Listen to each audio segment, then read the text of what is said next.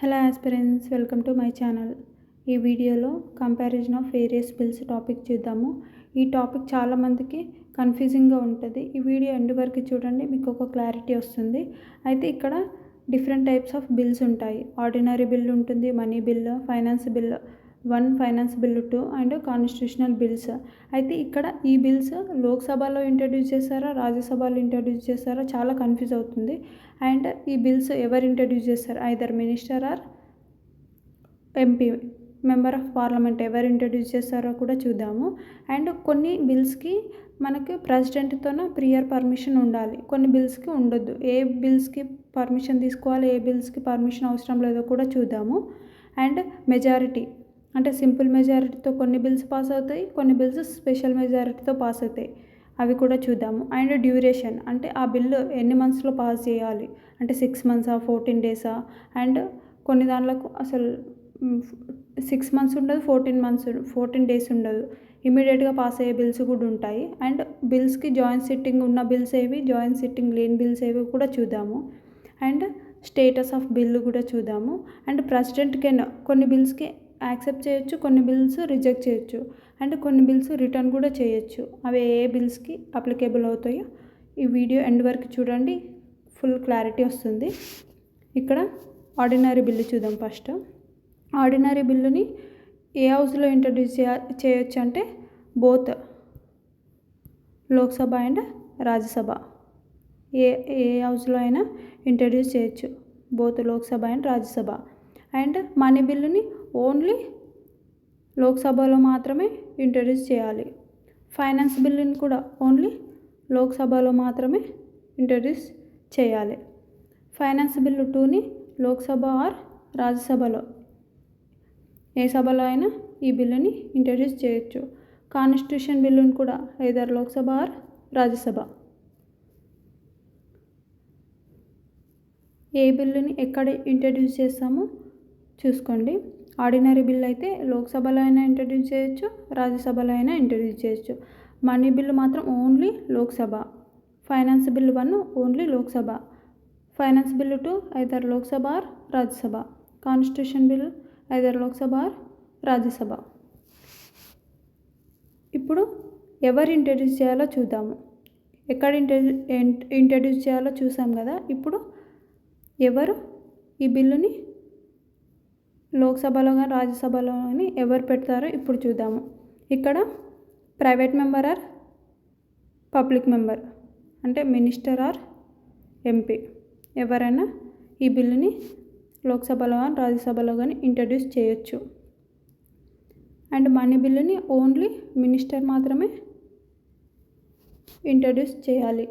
Finance bill 1ని only minister మాత్రమే లోక్సభలో ఇంట్రడ్యూస్ చేయాలి. ఫైనాన్స్ బిల్ 2ని either MP or minister. Constitution బిల్లుని కూడా either MP or minister. Prior permission ordinary bill పెట్టడానికి president of India prior permission ఏం అవసరం ఉండదు, నో. మనీ బిల్లుకి ఎస్, ఫైనాన్స్ బిల్ 1కి ఎస్, ఫైనాన్స్ బిల్ 2కి prior permission of president of India అవసరం ఉండదు. కాన్స్టిట్యూషన్ బిల్లుకి కూడా ఏం అవసరం ఉండదు. అండ్ మెజారిటీ చూద్దాం. ఇక్కడ ఆర్డినరీ బిల్లు సింపుల్ మెజారిటీతో పాస్ అవుతే చాలు. మనీ బిల్లు సింపుల్ మెజారిటీతోనే పాస్ అవ్వాలి. అండ్ ఫైనాన్స్ బిల్ 1 కూడా సింపుల్ మెజారిటీతో పాస్ అవుతే చాలు. అండ్ ఫైనాన్స్ బిల్ 2 కూడా సింపుల్ మెజారిటీతో పాస్ అవుతే చాలు.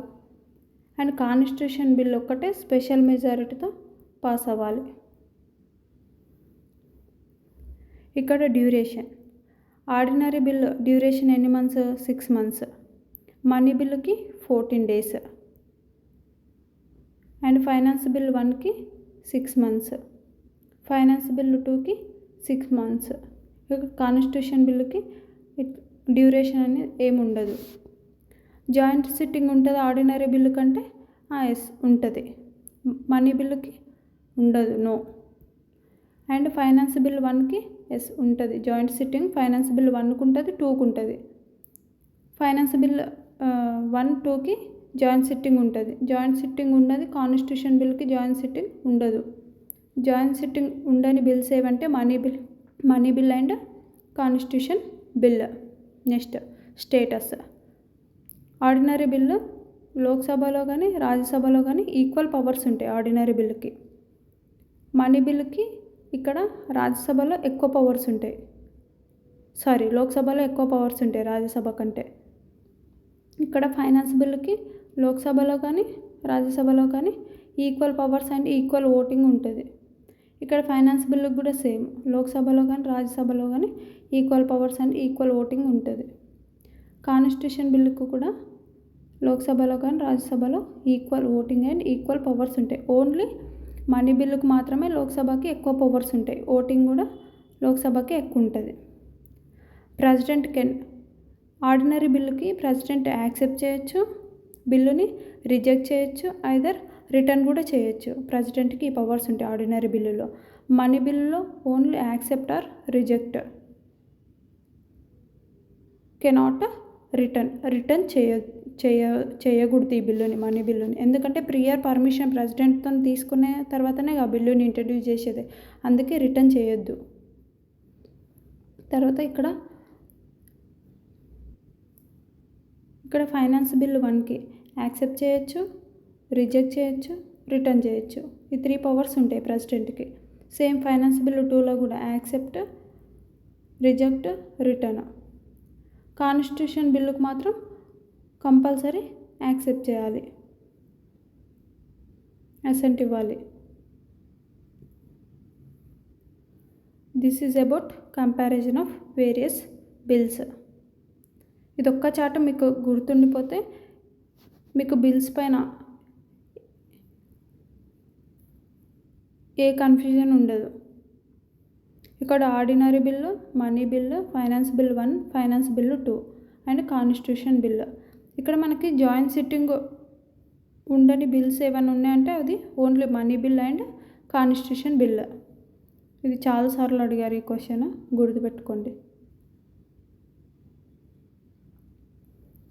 ఇక్కడ ఆర్డినరీ బిల్లు ఎక్కడ ఇంట్రడ్యూస్ చేస్తారు?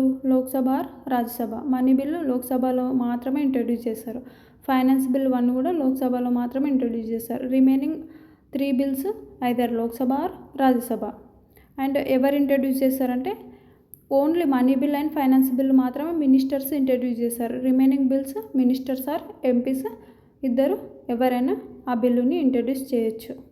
అండ్ ప్రియర్ పర్మిషన్, ఏ బిల్స్కి ప్రియర్ పర్మిషన్ ఉండాలంటే money bill and finance bill 1, ఈ 2 బిల్స్కి ఫస్ట్ ప్రెసిడెంట్తోనే మనం పర్మిషన్ తీసుకొని ఆ బిల్లుని ఇంట్రడ్యూస్ చేయాలి.